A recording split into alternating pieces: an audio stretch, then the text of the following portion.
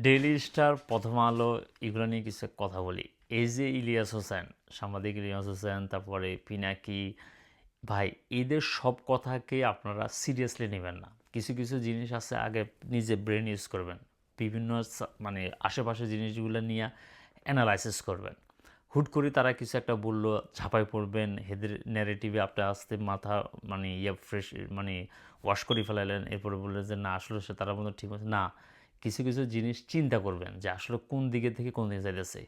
কিছু কিছু মানুষ আছে যাদেরকে দেখতে মনে হইতেছে না তারা মনে হয় আপনাদের পক্ষে, এর পক্ষে, বাট এরা আসলে কার এজেন্ট হিসেবে কাজ করতেছে এটা আপনি নিজেও জানেন না। ঠিক আছে, এগুলা জানার কোনো ওয়ে নাই, কারণ আপনি তো এদের সাথে শুধু কন্টেন্ট দেখতেছেন, তাদের সাথে উঠা বসা করছেন, করেন নাই। মানে পলিটিক্সের ভিতরে যে কোন লেভেলে যে কে কারে নিয়ে খেলতেছে এগুলো বোঝার জন্য আগে ভালো মতন আগে দেখবেন, বুঝবেন। অনেক কিছু জিনিস সাথে সাথে আপনি বুঝতেও পারবেন না। এটার জন্য হয়তো দেখা গেছে আপনার ২ মাস, ৩ মাস, ৬ মাস, ১ বছর পরে এটা এই ঘটনা যে কোন ঘটনার কাছে নিয়ে যাবে তখন এটা টের পাবেন। ঠিক আছে? এই যে প্রথম আলো, ডেইলি স্টারের উপর যে হামলাটা হইছে, হাদিকে মানে হাদি নিয়া, তখন এটা কিন্তু একটা পরিকল্পিত ছিল। ঠিক আছে? মানুষ চারিদিকে দিয়ে উস্কাই দিচ্ছে, পরিস্থিতি খুব গরম ছিল। অনেক পোলাপানে যায় এটাতে মানে তারা এটা করে ফেলাইছে। এবং এটা করার কারণে এই এদের রাজনীতিক উইংগুলার যে কত ধরনের মানে বদনাম হয়েছে এবং কত বিপদ যে তাদের টানিয়ে আনছে, এটা আপনাদেরকে মানে বুঝায় প্রকাশ করা যাবে না।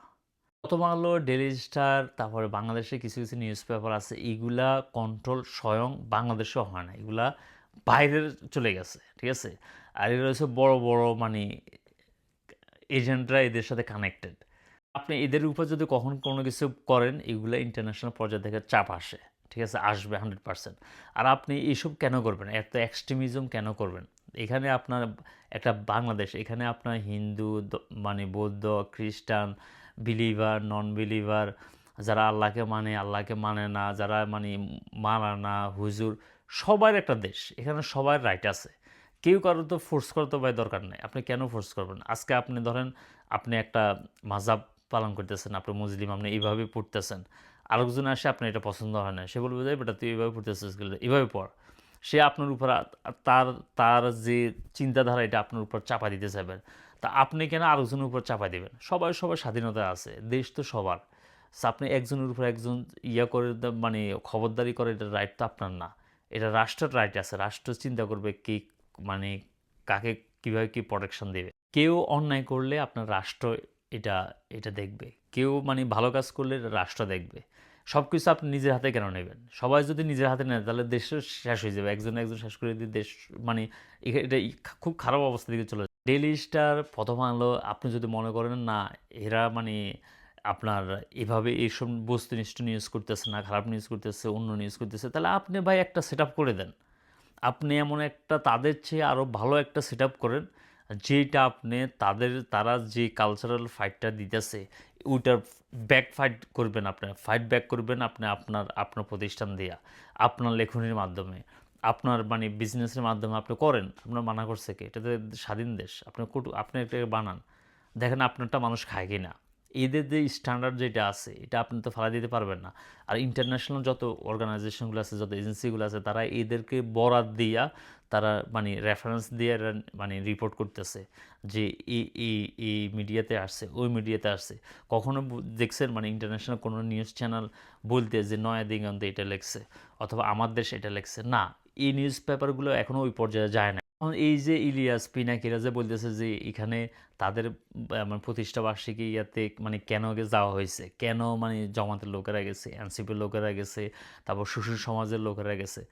ভাই হেরা গেলে সমস্যা কি? হেরা যাওয়ার অর্থ কি এটা যে তারা যেটা চিন্তা ভাবনা করে, তারা যেটা লালন করে এটা সেম জিনিসটা পালন করে না। এটা হচ্ছে একটা অর্গানাইজেশন, একটা বড় নিউজ এজেন্সি। তাদের এখানে তারা দাওয়াত দিচ্ছে, তারা যাবে। এটা অর্থ তো এটা না। কেন বিএনপির জামাতের প্রোগ্রামে তারেক রহমান আসছে না? তারেক রহমান তার উনার মানে আপনার রোজার সময় যে এই রোজার প্রোগ্রামে তো আসছিল। তারপর এনসিপির প্রোগ্রামে তো জামাতে গেছে, বিএনপি গেছে, আবার বিএনপির প্রোগ্রামে এনসিপি গেছে। এগুলো হচ্ছে রাজনীতি কালচার। এটা তো যাবে। কিন্তু আপনি আপনার মূল মূল নীতিতে, মূল পলিসিতে আপনি ঠিক থাকবেন। ঠিক আছে? এটার অর্থ তো এটা না যে আপনি আপনার পলিসি, আপনি হের পলিসি নিয়ে আসতেছেন, আপনার পলিসি হেরে দিতেছেন না। আর ওই দিন রাত্রে এই পিনাকি, ইলিয়াস এদের এদের উস্কানিতে অনেক নিরীহ মানুষ যারা এগুলোতে যাওয়ার কথাও না, তারাও রাত্রে যায় ওখানে অ্যাটাক করা শুরু করছে। ভাই এই জিনিসটা যে কত দূরে নিয়ে গেছে এবং কত রাজনৈতিকভাবে যে কত ক্ষতি করছে এই আপনার জামাত, এনসিপি, অন্যান্য দলদেরকে, অন্যান্য সুশীলদেরকে। কারণ এটা হচ্ছে ভাই আপনার যত বড় ইয়ে হোক, আপনার বাংলাদেশ যে কোনো দেশে আপনি সাংবাদিকদের উপর, তাদের মানে লেখনের উপর, এগুলোর উপর আপনি অ্যাটাক করতে পারবেন না। এগুলো করলে এগুলো খুব খারাপ অবস্থা চলে যায়। এই যে অ্যাটাকটা হয়েছে এগুলো অলরেডি রেকর্ডেড হইয়া কোন দলের মানুষগুলো করছে, কোন দলের ছাত্র সংগঠন করছে, কাদের সাথে এটা কানেক্টেড, এগুলো অলরেডি রিপোর্ট আকারে আপনার বড় বড় ইন্টারন্যাশনাল মানে অর্গানাইজেশনগুলোতে চলে গেছে।